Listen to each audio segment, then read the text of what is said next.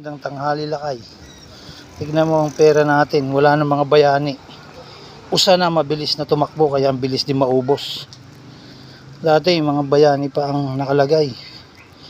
Pahirapan pang dukutin sa bulsa kasi lumalaban. Ito, pag binambili mo, bilis ka agad maubos. Tapos may mga ibon na rin ang pera natin. Kaya tignan mo, usa na. Mabilis na maubos ang pera natin.